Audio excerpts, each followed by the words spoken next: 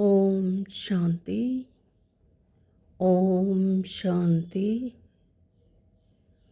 ओम शांति। आज है 18 जनवरी। ब्रह्मा कुमारी ब्रह्मा कुमारों का ये स्वर्णिम दिन है ना। इस दिन ब्रह्मा बाबा अपने स्थूल शरीर से अव्यक्त हो गए थे, अर्थात इस दुनिया से उपराम हो गए और परमात्मा के साथ मिलकर क्या हो गए, बाप दादा अर्थात शिव बाबा के साथ मिलकर कंबाइंड हो गए। तो बाप दादा के महावाक्य, ये दोनों मिलकर उनके द्वारा निकले हुए शब्द क्या हो गए, महावाक्य। बाप दादा के अनमोल महावाक्य पिताश्री जी के पुण्य स्मृति दिवस पर प्रातःकाल में सुनाने के लिए। मीठे बच्चे, हाँ जी बाबा, ज्ञान रत्नों से झोली भरकर दान भी करना है। जितना दूसरों को रास्ता बताएंगे उतना आशीर्वाद मिलेगी। क्या कह रहे हैं बाबा, ज्ञान रत्नों से झोली भरकर दान भी करना है। ज्ञान रत्नों से झोली यानी बुद्धि की झोली में, है ना, धारण कर कर, जब बुद्धि में धारण करते हैं तभी तो फिर वो अपना बनता है। तो ज्ञान रत्न बाबा रोज़ दे रहे हैं।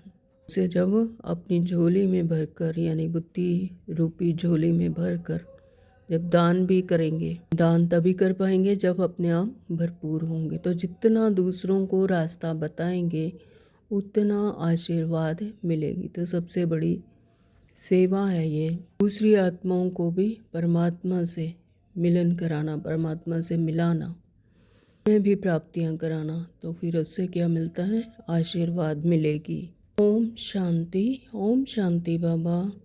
मीठे बच्चों को यह पक्का याद रखना है कि शिव बाबा हमको पढ़ाते हैं। शिव बाबा पतित पावन भी हैं, सद्गति दाता भी हैं। पावन भी बनाते हैं और सद्गति दाता भी है, सद्गति भी देते हैं। सद्गति माना स्वर्ग की रजाई देते हैं, 21 जन्मों का राज्य भाग्य देते हैं। तो बाबा कितना मीठा है, कितना प्यार से बच्चों को बैठ पढ़ाते हैं। तो रोज़ कहते हैं मीठे बच्चे मीठे बच्चे। तो बाबा कितना मीठा है, बच्चों को प्यार से बैठ पढ़ाते हैं। बाप दादा द्वारा हमको पढ़ाते हैं, दादा के द्वारा हमको पढ़ाते हैं। तो बाबा कितना मीठा है। इस पर गीत भी बना हुआ है, कितना प्यारा कितना भोला शिव बाबा भगवान हमारा, शिव भोला भगवान, है ना। इस तरह से एक गीत भी बना हुआ है, बहुत सुंदर। कितना प्यार करते हैं, कोई तकलीफ़ नहीं देते, सिर्फ कहते हैं मुझे याद करो। तो कोई तकलीफ़ देते हैं क्या, कि एक टांग पर खड़े हो जाओ, ग्रस्त छोड़ दो, हाँ तो जंगलों में चले जाओ, ऐसा कुछ नहीं कहते। ग्रस्त में रहते हुए ही मुझे याद करो, सिर्फ, और कोई तकलीफ़ नहीं देते, सिर्फ इतना ही कहते हैं। और चक्र को याद करो। तो बाप की याद में दिल एकदम ठहर जानी चाहिए, ठहर जानी चाहिए यानी शीतल हो जानी चाहिए। एक बाप की याद सतानी चाहिए, क्योंकि बाप से वर्षा कितना भारी मिलता है। अपने को देखना चाहिए हमारे बाप के साथ कितना लव है। तो अपनी अपनी चेकिंग करनी चाहिए कि बाप हमें इतना प्यार करते हैं, तो क्या हमारा भी बाप के साथ इतना लव है। कहाँ तक हमारे में दैवीय गुण है। अच्छी रीति जब ज्ञान पर चलते हैं, धारणा करते हैं, उतारते हैं अपने स्थूल लाइफ में, दैवीय गुण धारण करते हैं, तभी पता चलता है कि हम परमात्मा से कितना लव करते हैं। क्योंकि तुम बच्चे अब कांटों से फूल बन रहे हो। हाँ, तो जितना जितना हम योग में रहते हैं, परमात्मा को याद करते हैं, तो हम क्या बनेंगे, दुख देने वाले से सुख देने वाले, यानी कांटों से फूल बन रहे हैं। जितना जितना योग में रहेंगे उतना कांटों से फूल सतो प्रधान बनते जाएंगे। फूल बन गए फिर यहाँ रह नहीं सकेंगे। तो फूलों का तो बगीचा है ही स्वर्ग, तो फिर आत्मा जाएगी कहाँ, स्वर्ग में। तो जो बहुत कांटों को फूल बनाते हैं उन्हें ही सच्चा खुशबूदार फूल कहेंगे। तो वह कभी किसी को कांटा नहीं लगाएंगे, यानी दुख नहीं देंगे, ना ऐसे बोल नहीं बोलेंगे कि किसी को दुख होगा, मनसा वाचा कर्मणा सुख ही देंगे। तो क्रोध भी बड़ा कांटा है। तो क्रोध क्या है? सबसे बड़ा कांटा है। बहुतों को दुख देते हैं। अभी तुम बच्चे कांटों की दुनिया से किनारे पर आ गए हो, तुम हो संगम पर। अभी हम क्या है? संगम पर। परमात्मा हमारे सम्मुख हैं, है ना। तो परमात्मा से हमारा मिलन हो गया, तो यानी संगम पर हैं। तो जैसे माली फूलों को अलग पार्ट बर्तन में निकाल कर रखते हैं, वैसे ही तुम फूलों को अब संगम युगी पार्ट में अलग रखा हुआ है। हाँ, तो कितने सौभाग्य की बात है कि जैसे माली होता है वो फूलों को अलग रखता है ना, अलग बर्तन में, अलग वेसल में रखता है। तो इसी तरह से बाबा ने भी हमें फूलों को अब संगम युगी पार्ट में अलग रखा हुआ है। हम कौन हैं? संगम युगी हैं। फिर तुम फूल स्वर्ग में चले जाएंगे, कलयुगी कांटे भस्म हो जाएंगे। कलयुगी कांटे हैं, दुख हैं, विकार हैं, वो सब क्या हो जाएंगे? भस्म हो जाएंगे। मीठे बच्चे जानते हैं पारलौकिक बाप से हमको अविनाशी वर्षा मिलता है। जो सच्चे सच्चे बच्चे हैं, जिनका बाप दादा से पूरा लव है, उनको बड़ी खुशी रहेगी।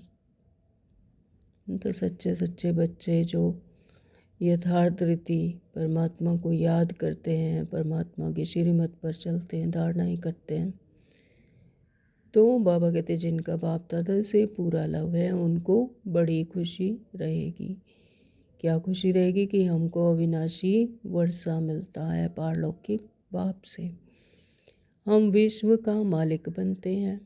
हाँ, पुरुषार्थ से ही विश्व का मालिक बना जाता है। जितना जितना पुरुषार्थ करेंगे उतना ही विश्व का मालिक बनते हैं। सिर्फ कहने से नहीं, जो अनन्य बच्चे हैं उन्हों को सदैव यह याद रहेगा कि हम अपने लिए फिर से वही सूर्यवंशी चंद्रवंशी राजधानी स्थापन कर रहे हैं।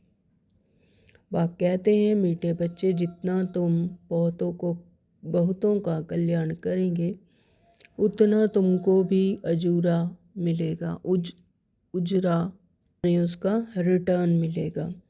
तो बहुतों को रास्ता बताएंगे तो बहुतों का आशीर्वाद भी मिलेगी। ज्ञान रत्नों से झोली भरकर फिर दान करना है। ज्ञान सागर तुमको रत्नों की थालियां भर भर कर देते हैं। उन रत्नों का जो दान करते हैं वही सबको प्यारे लगते हैं। बच्चों के अंदर में कितनी खुशी होनी चाहिए। सेंसिबल बच्चे जो होंगे वह तो कहेंगे हम बाबा से पूरा ही वर्षा लेंगे, एकदम चटक पड़ेंगे। बाबा से बहुत लव रहेगा, क्योंकि जानते हैं प्राण देने वाला बाप मिला है। नॉलेज का वरदान ऐसा देते हैं जिससे हम क्या से क्या बन जाते हैं। हाँ, तो ये वंडरफुल नॉलेज है जिसका वरदान ऐसा देते हैं कि जिससे हम क्या से क्या बन जाते हैं। नर से नारायण बन जाते हैं, मनुष्य से देवता बन जाते हैं, इस दुख की दुनिया से सुख की दुनिया के मालिक बन जाते हैं, इंसॉल्वेंट से सॉल्वेंट बन जाते हैं। इतना भंडारा भरपूर कर देते हैं। जितना बाप को याद करेंगे उतना लव रहेगा, कशिश होगी। सुई साफ होती है तो चकमक यानी चुंबक अपनी तरफ खींच जाती है ना। तो जितनी साफ होगी, जितने विकारों रहित होंगे, जितने अपने विकर्मों को विनाश करेंगे, तो उतना क्या होगा? कशिश होगी, परमात्मा की तरफ खींचे चले आएंगे। तो बाप की याद से कट निकलती जाएगी। तो जितना जितना परमात्मा को याद करेंगे तो उतना उतना ये विकर्म भस्म हो जाएंगे, कट निकलती जाएगी। जो 5 रूपी विकार कट है वो निकलती जाएगी। एक बाप के सिवाय और कोई याद ना आए। तो अब एक बाप के सिवाय और कोई याद ना आए। बाप समझाते हैं, मीठे बच्चे अब गफलत मत करो। ना जब तक अज्ञानता में थे तो बहुत गफलत की, तो बाबा कहते लेकिन बच्चे अब तुम्हें समझ है, अवेयरनेस है, तो अब गफलत मत करो। स्वदर्शन चक्रधारी बनो, लाइट हाउस बनो। अंडरलाइन बाबा ने क्या कहा, स्वदर्शन चक्रधारी बनो। इस सृष्टि चक्र पर जो तुम्हारा रोल है उसे याद करो। स्वदर्शन चक्रधारी बनो, अपने ही चक्र को याद करो। लाइट हाउस बनो। स्वदर्शन चक्रधारी बनने की प्रैक्टिस अच्छी हो जाएगी तो फिर तुम जैसे ज्ञान का सागर हो जाएंगे। जैसे स्टूडेंट पढ़कर टीचर बन जाते हैं ना, तुम्हारा धंधा ही यह है, सबको स्वदर्शन चक्रधारी बनाओ, तभी चक्रवर्ती राजा रानी बनेंगे। इसलिए बाबा सदैव बच्चों से पूछते हैं, स्वदर्शन चक्रधारी हो बैठे हो? बाप भी स्वदर्शन चक्रधारी है ना। बाप आए हैं तुम बच्चे, मीठे बच्चों को वापस ले जाने। तुम बच्चों बगैर हमको भी जैसे बेआरामी होती है। तो जैसे हम याद करते हैं परमात्मा को, तो परमात्मा भी अपने बच्चों को इसी तरह से याद करते हैं। बाबा कहते तुम बच्चों के बगैर हमको भी जैसे बेआरामी होती है। जब समय होता है तो बेआरामी हो जाती है, यानी संगम युग पर जब बच्चे पुकारते हैं, हे पतित पावन आओ, हमें लिबरेट करो, हमें दुखों से बचाओ, तो बाबा कहते हैं मुझे भी बेआरामी हो जाती है। बस अभी हम जाऊं। हाँ, तो ऐसा सोचते हैं कि अभी हम जाऊं।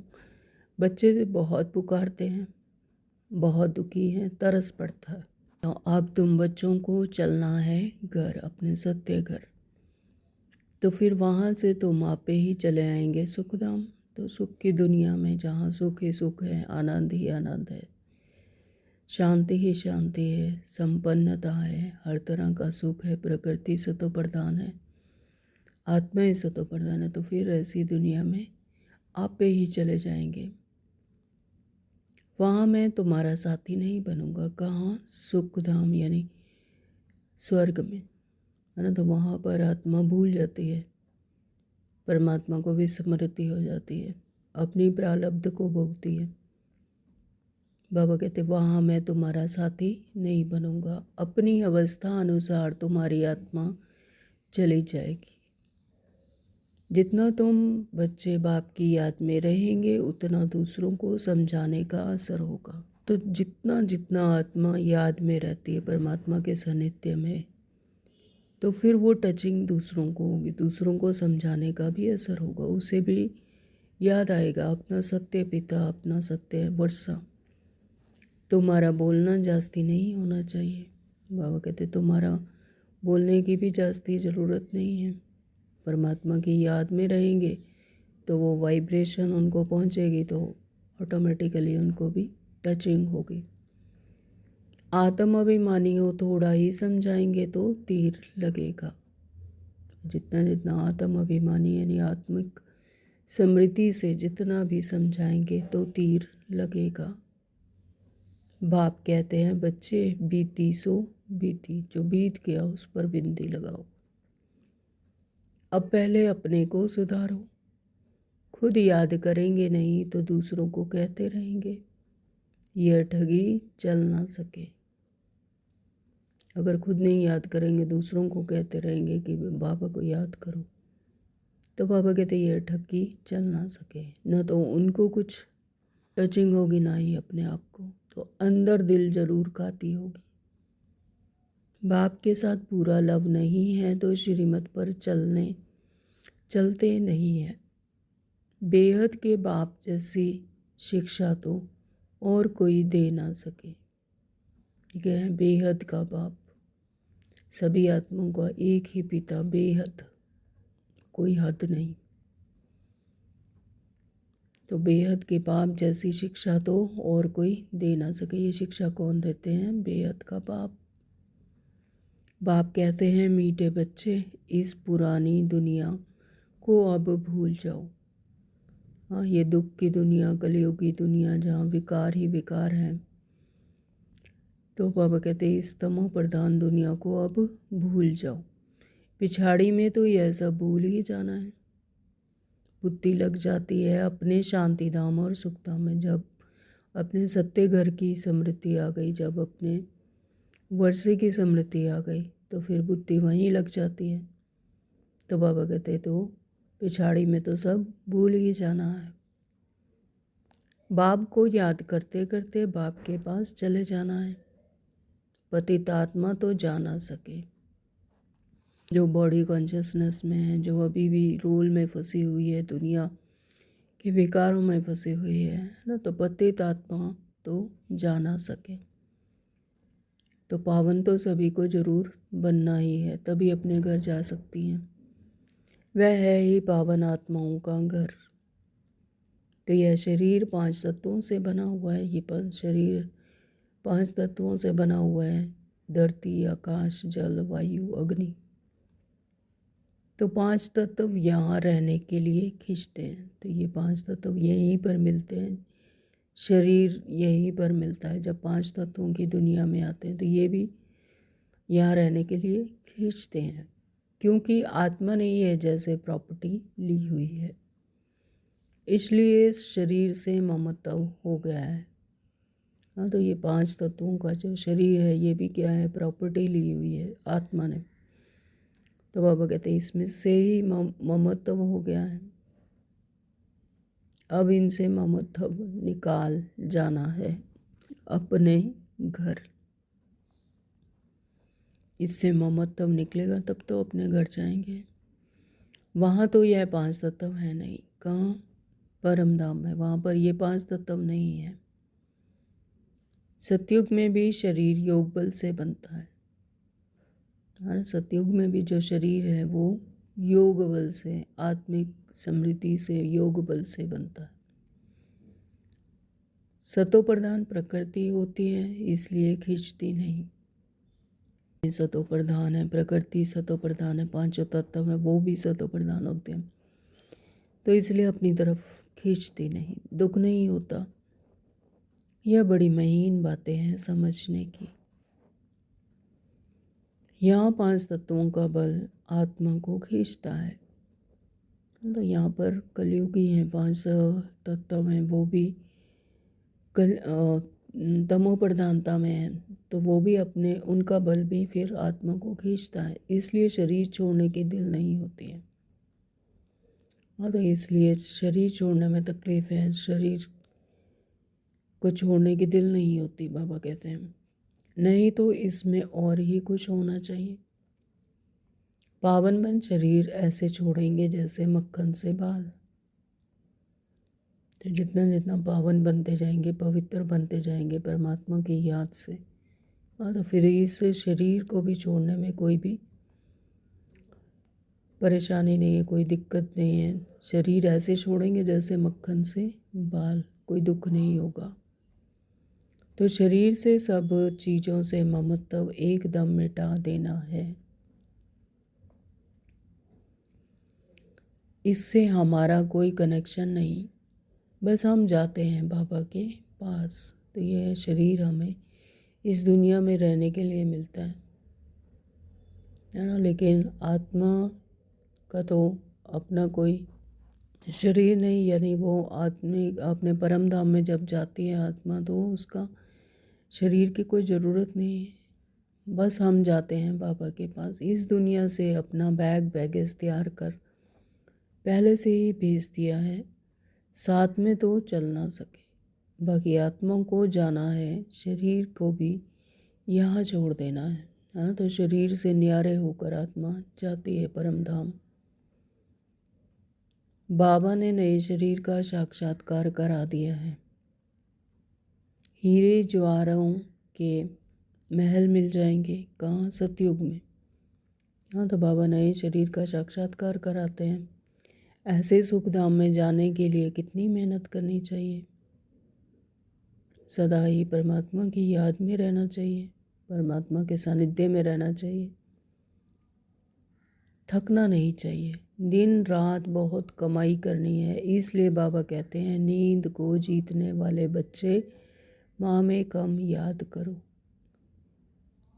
हाँ, तो स्थूल शरीर में नींद को जीतने वाले बनो। बाबा कहते हैं कि मुझे याद करो और विचार सागर मंथन करो। ड्रामा के राज को बुद्धि में रखने से बुद्धि एकदम शीतल हो जाती है। जितना जितना ड्रामा के राज को जानते हैं कि है नथिंग न्यू, यहाँ कठपुतलियों का खेल चल रहा है। ये ड्रामा का जो खेल हमें मिला हुआ है, रोल मिला हुआ है, उसे हम प्ले कर रहे हैं। ये हर कल्प मिलता है ना। मैं आत्मा इस सबसे न्यारी, तो फिर बुद्धि एकदम शीतल हो जाती है। तो ड्रामा पर पूरा निश्चय हो जिसका, तो फिर एकदम शीतल हो जाती कि यहाँ पर कुछ भी मेरा नहीं है, मैं मेरा से अलग। जो महारथी बच्चे होंगे वह कभी हिलेंगे नहीं। महारथी बच्चे यानी जिन्हें पूरा निश्चय है परमात्मा पर, ड्रामा पर, यानी इस ज्ञान पर, तो वो महारथी बच्चे हैं। तो फिर वो कभी भी हिलेंगे नहीं। शिव बाबा को याद करेंगे तो वह संभाल भी करेंगे। तो बाबा को जितना जितना याद करेंगे, तो बाबा कहते फिर जिम्मेवारी मेरी है, तो फिर वह संभाल भी करेंगे। बाप तुम बच्चों को दुख से छुड़ाकर शांति का दान देते हैं, तुमको भी शांति का दान देना है। तो बाबा हम बच्चों को दुखों से छुड़ाकर शांति का दान देते हैं। तो बाबा कहते तुम जैसे मैं, तो वैसे ही तुम मेरे बच्चे, तुम्हें भी शांति का दान देना है। तुम्हारी है बेहद की शांति, अर्थात योग बल दूसरों को भी एकदम शांत कर देंगे। जितना जितना कनेक्शन में रहेंगे परमात्मा के, हाँ, तो उससे जो शक्ति मिलती है, योग बल मिलता है, तो दूसरों को भी एकदम शांत कर देंगे। तुम बाप की याद में रहकर फिर देखो यह आत्मा हमारे कुल की है या नहीं, है ना। तो ये भी पता चल जाता है। बाप की याद में रहते हैं तो फिर पता चल जाता है आत्मा ये हमारे कुल की है या नहीं। अगर होगी तो एकदम शांत हो जाएगी। जो इस कुल के होंगे तो उन्हों को भी इन बातों में रस बैठेगा, यानी उन्हें कशिश होगी परमात्मा को पाने की, परमात्मा की बातें, ज्ञान को धारण करने की, है ना। इन बातों में उन्हें रस बैठेगा, वो फिर से सुनेंगे उसको। बच्चे याद करते हैं तो बाप भी प्यार करते हैं। तो जितना जितना बच्चे बाप को याद करते हैं तो बाप भी उन्हें प्यार करते हैं। आत्मा को प्यार किया जाता है यह भी जानते हैं। जिन्होंने बहुत भक्ति की है वह ही जास्ती पढ़ेंगे। तो जिन्होंने भक्ति बहुत की है ना, तो फिर उन्हीं को अंदर से कशिश होगी परमात्मा को पाने की, वही फिर ज्ञान ज़्यादा उठाएंगे। बाबा कहते वह ही जास्ती पढ़ेंगे। उनके चेहरे से मालूम पड़ता जाएगा कि बाप में कितना लव है। आत्मा बाप को देखती है, बाप हम आत्माओं को पढ़ा रहे हैं। बाप भी समझते हैं हम इतनी छोटी बिनती आत्मा को पढ़ाता हूँ, आगे चल तुम्हारी यह अवस्था हो जाएगी। 1 मिनट के साइलेंस में अशरीरी होकर परमात्मा को याद करेंगे।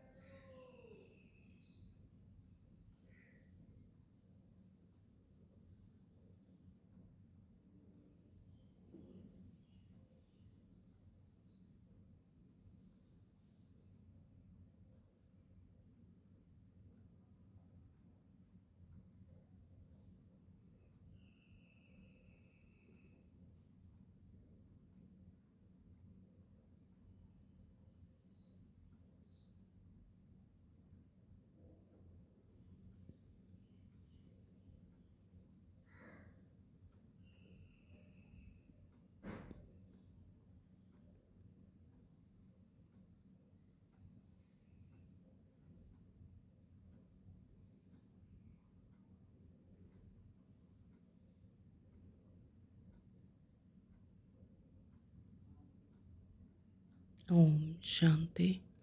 तो बाप हम आत्माओं को पढ़ा रहे हैं। बाप भी समझते हैं हम इतनी छोटी बिंदी आत्मा को पढ़ाता हूँ, आगे चल तुम्हारी यह अवस्था हो जाएगी।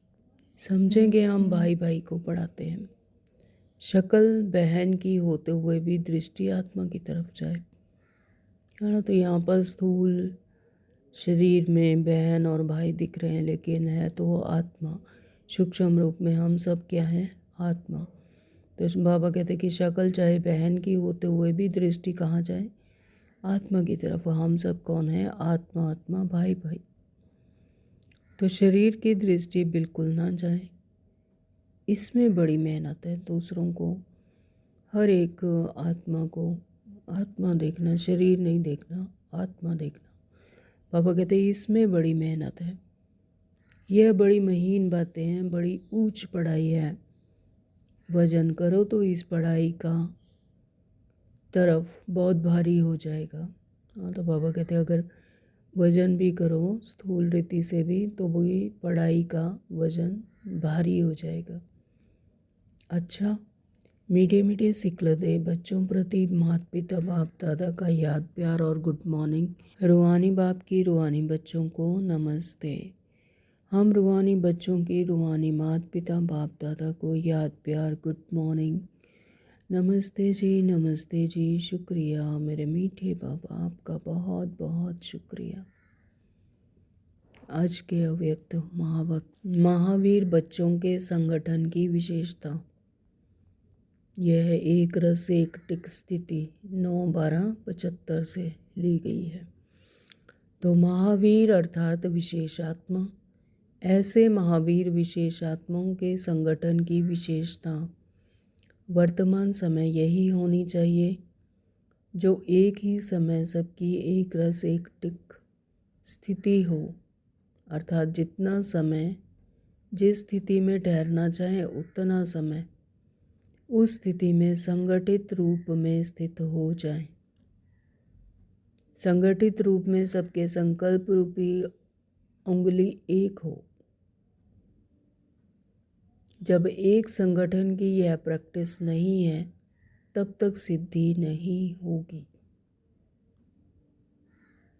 संगठन में अभी ऑर्डर हो कि 5 मिनट के लिए व्यर्थ संकल्प बिल्कुल समाप्त कर बीज रूपी पावरफुल स्थिति में एक रस स्थित हो जाओ, तो ऐसा अभ्यास है। ऐसे नहीं कोई मनन करने की स्थिति में हो, कोई रूह रियान कर रहा हो और कोई अव्यक्त स्थिति में हो। ऑर्डर है बीज रूप होने का और कर रहे हैं रूह रियान, तो ऑर्डर नहीं माना ना। उस संगठन में कोई संकल्प करते हैं तो फिर वो शक्तिशाली पावरफुल स्थिति बन जाती है, एक रस स्थिति बनती है। यह अभ्यास तब होगा जब पहले व्यर्थ संकल्पों की समाप्ति करेंगे। हलचल होती ही व्यर्थ संकल्पों की है। इन व्यर्थ संकल्पों की समाप्ति के लिए अपने संगठन को शक्तिशाली व एक मत बनाने के लिए कौन सी शक्ति चाहिए? संकल्प रूपी उंगली एक हो। इसके लिए तो फेथ विश्वास, दूसरा समाने की शक्ति चाहिए। बाबा बता रहे हैं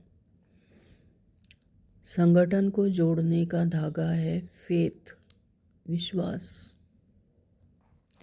किसी ने जो कुछ किया मानो रॉन्ग भी किया, लेकिन संगठन प्रमाण, वह अपने संस्कारों प्रमाण, वह समय प्रमाण, उसने जो किया उसका भी जरूर कोई भाव अर्थ होगा। संगठित रूप में जहाँ सर्विस है वहाँ उसके संस्कारों को भी रहम दिल की दृष्टि से देखते हुए,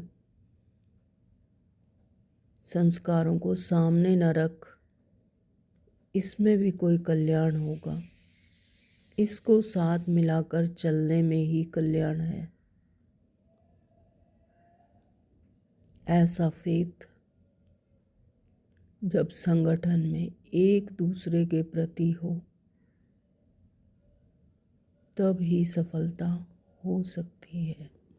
कह रहे हैं कि अगर संगठन में कोई ऐसा है जिसने रॉन्ग भी किया है अपने संस्कारों वश, है ना, तो भी उसके संस्कारों को ना देखकर रहम दिल की दृष्टि से उसके संस्कारों को सामने न रख, इसमें भी कोई कल्याण होगा, है ना, ऐसा समझकर उसको भी साथ मिलाकर चलने में ही कल्याण है। ऐसा फेथ जब संगठन में एक दूसरे के प्रति हो तभी सफलता हो सकती है। पहले से ही व्यर्थ संकल्प नहीं चलाने चाहिए। जैसे कोई अपनी गलती को महसूस भी करते हैं लेकिन उसको कभी फैलाएंगे नहीं, बल्कि उसे समाएंगे। दूसरा उसको फैलाएगा तो भी बुरा लगेगा। इसी प्रकार दूसरे की गलती को भी अपनी गलती समझ फैलाना नहीं चाहिए। इतना एक दो में फेथ हो,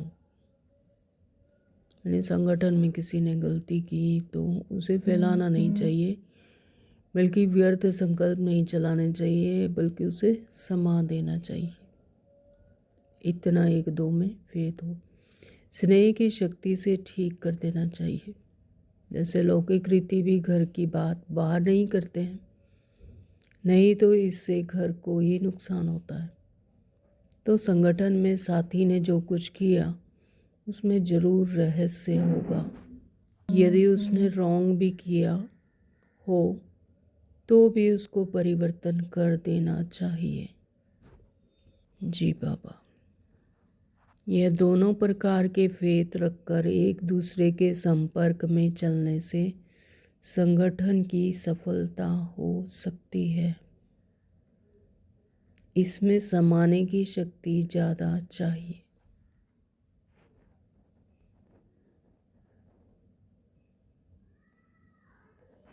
व्यर्थ संकल्पों को समाना है। बीते हुए संस्कारों को कभी भी वर्तमान समय से टैली यानी मिलान नहीं करो, अर्थात पास को प्रेजेंट नहीं करो। जिम्मेवारी बाप की। जब पास को प्रेजेंट में मिलाते हो तभी संकल्पों की क्यू लंबी हो जाती है, और जब तक यह व्यर्थ संकल्पों की क्यू है तब तक संगठित रूप में एक रस स्थिति हो नहीं सकती। दूसरे की गलती से अपनी गलती समझना, यह है संगठन को मजबूत करना। यह तब होगा जब एक दूसरे में फेथ होगा। परिवर्तन करने का फेथ या कल्याण करने का फेथ, इसमें समाने की शक्ति जरूर चाहिए। देखा और सुना उसको बिल्कुल समा कर वही आत्मिक दृष्टि और कल्याण की भावना रहे। करण करावनार साथ है। जब अज्ञानियों के लिए कहते हो अपकारियों पर उपकार करना है तो संगठन में भी एक दूसरे के प्रति रहम की भावना रहे। अभी रहम की भावना कम रहती है क्योंकि आत्मिक स्थिति का अभ्यास कम है। बाबा कहते ऐसा पावरफुल संगठन होने से ही सिद्धि होगी। अभी आप सिद्धि का आह्वान करते हो लेकिन फिर आपके आगे सिद्धि स्वयं झुकेगी। जैसे सतयुग में प्रकृति दासी बन जाती है, यानी सहयोगी बनती है। जैसा चाहते हैं वैसे ही प्रकृति बन जाती है, तो वैसे सिद्धि आपके सामने स्वयं झुकेगी। सिद्धि आप लोगों का आह्वान करेगी। जब श्रेष्ठ नॉलेज है स्टेज भी पावरफुल है, तो सिद्धि क्या बड़ी बात है। सदाकाल एक रस स्थिति में रहने वालों को सिद्धि प्राप्त ना हो, यह हो नहीं सकता। लेकिन इसके लिए संगठन की शक्ति चाहिए। एक ने कुछ बोला, दूसरे ने स्वीकार किया। सामना करने की शक्ति ब्राह्मण परिवार के आगे यूज नहीं करनी है। सामना करने की शक्ति ब्राह्मण परिवार के आगे यूज नहीं करनी है, वो माया के आगे यूज करनी है। परिवार से सामना करने की शक्ति यूज करने से संगठन पावरफुल नहीं होता।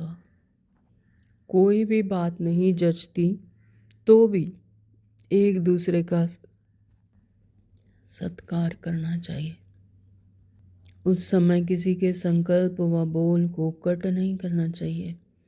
इसलिए अब समाने की शक्ति को धारण करो।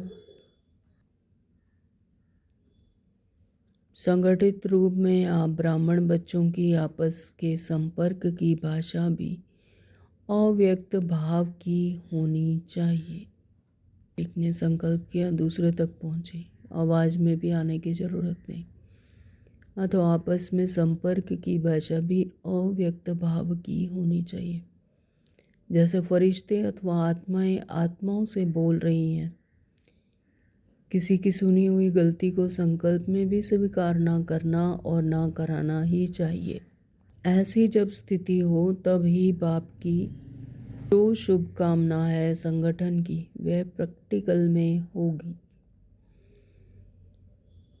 इसके लिए विशेष पुरुषार्थ अर्थात विशेष अनुभवों की आपस में लेन देन करो। संगठित रूप में विशेष योग के प्रोग्राम चलते रहें तो विनाश ज्वाला को भी पंखा लगेगा। योग अग्नि से विनाश की अग्नि जलेगी, यानी विक्रम विनाश होंगे। अच्छा, ओम शांति। आज का वरदान है, व्यक्त में रहते अव्यक्त फरिश्ते रूप का साक्षात्कार कराने वाले सफ़ेद वस्त्रधारी और सफ़ेद लाइटधारी भव। व्यक्त में रहते हुए भी, यानी स्थूल दुनिया में रहते हुए भी अव्यक्त सूक्ष्म रूप में फरिश्ते रूप का साक्षात्कार कराने वाले सफ़ेद वस्त्रधारी और सफ़ेद लाइटधारी भव।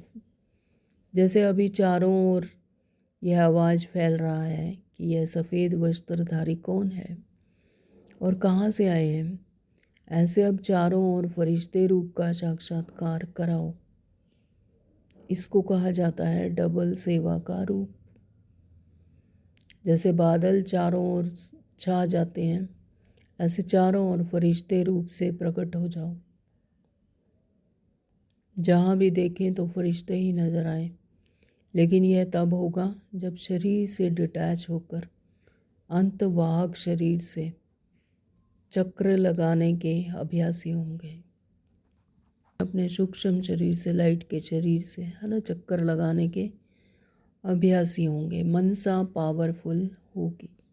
क्या कहा बाबा ने कि जैसे बादल चारों ओर छा जाते हैं तो ऐसे चारों ओर फरिश्ते रूप से प्रकट हो जाओ और जहाँ भी देखें तो फरिश्ते ही नजर आए। लेकिन यह तब होगा जब शरीर से डिटैच होकर, स्थूल दुनिया से, स्थूल शरीर से डिटैच होकर अंतभाग सूक्ष्म शरीर से चक्कर लगाने के अभ्यासी होंगे। मनसा पावरफुल होगी।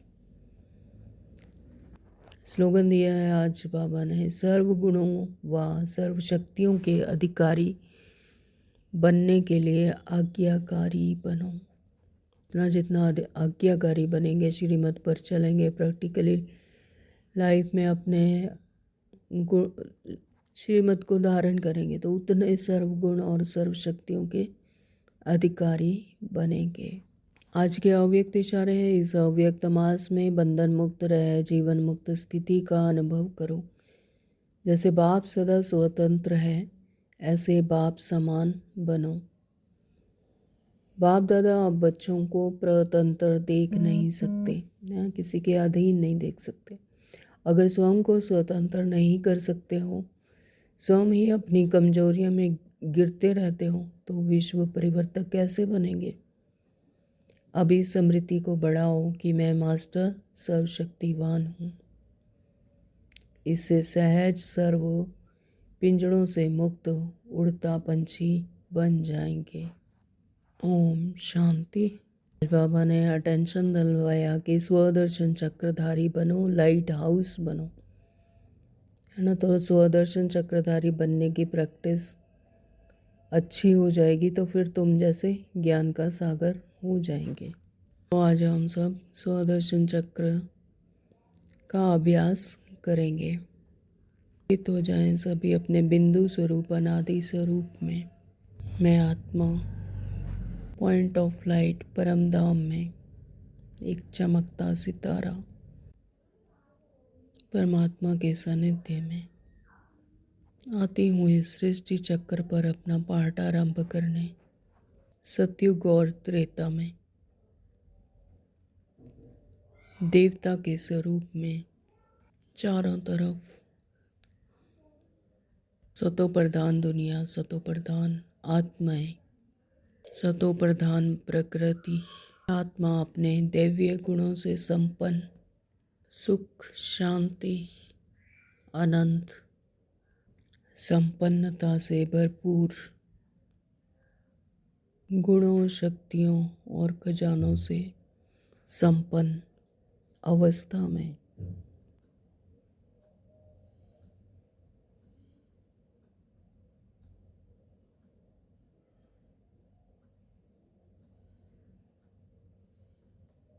अब चलें द्वापर में। मैं आत्मा पूज्य स्वरूप में देखिए अपने आप को, अपने पूज्य स्वरूप में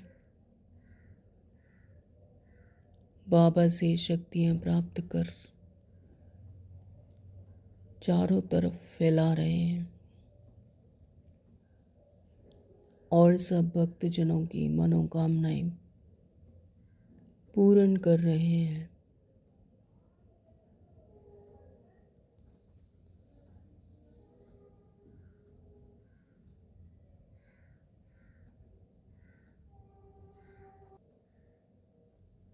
अब आया संगम युग, कलयुग का अंत। शिव बाबा ब्रह्मा बाबा के तन में अवतरित होते हैं। निजामम स्वरूपम शिवोहम शिवोहम, ज्ञान स्वरूपम शिवोहम शिवोहम, अर्थात ज्ञान स्वरूप निज स्वरूप में मैं शिव हूँ, मैं शिव हूँ, मैं शिव हूँ।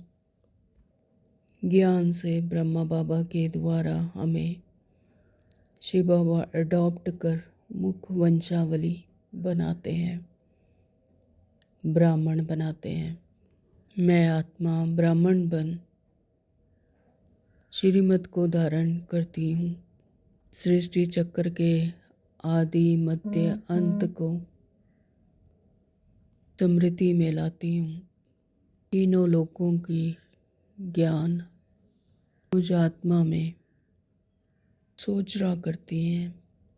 मैं अंधकार से प्रकाश की तरफ आती हूँ, ज्ञानता से ज्ञान की तरफ आती हूँ।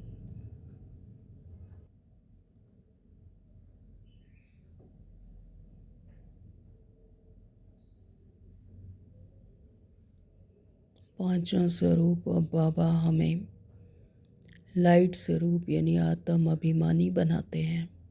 हम सूक्ष्मता में आते हैं, स्थूल दुनिया से उपराम होकर फरिश्ता बनते हैं, लाइट हाउस बनते हैं, हल्के बन जाते हैं। इस बॉडी कॉन्शियसनेस से डिटैच होकर सोल कॉन्शियसनेस में आते हैं, परमात्मा के सानिध्य में रहते हैं। परमात्मा से शक्तियाँ भरकर पूरे जगत को, प्रकृति को, आत्माओं को सुख शांति का वाइब्रेशन देते हैं, फैलाते हैं।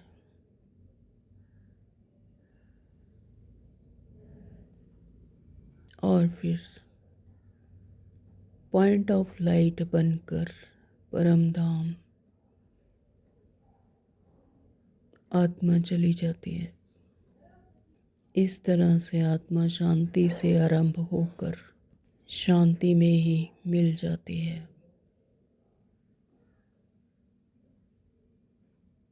बाबा ने आज कहा, मीठे बच्चे अब गफलत मत करो, स्वदर्शन चक्रधारी बनो, लाइट हाउस बनो।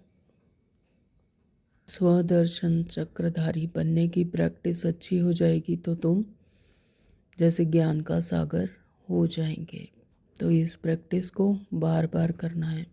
जितना जितना स्वदर्शन चक्रधारी बनेंगे उतने ही चक्रवर्ती राजा रानी बनेंगे। शांति। Thank you Baba.